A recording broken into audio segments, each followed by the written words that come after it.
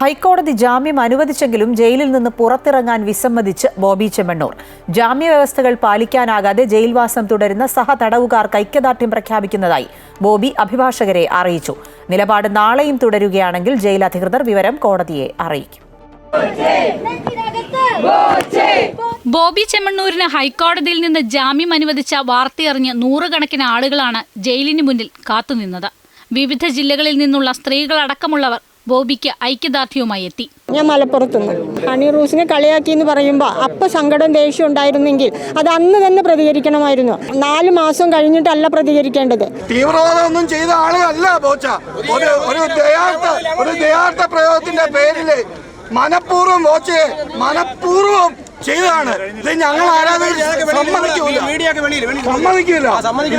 പോലീസുകാരും സർക്കാരും കൂടെ കളിക്കുന്ന കളിയാണിത്. അപ്രതീക്ഷിതവും അത്യന്തം നാടകീയവുമായിരുന്നു ബോബി ചെമ്മണ്ണൂരിന്റെ നീക്കം.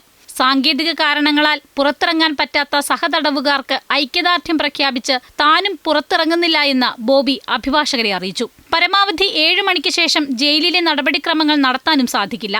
ഇതോടെ പിന്തുണയുമായി എത്തിയ ആളുകൾ പിരിഞ്ഞുപോയി. നാളെയും ബോബി ചെമ്മണ്ണൂർ നിലപാട് തുടർന്നാൽ വിവരം പോലീസ് കോടതിയെ അറിയിക്കും. അമൃത ന്യൂസ്, കൊച്ചി.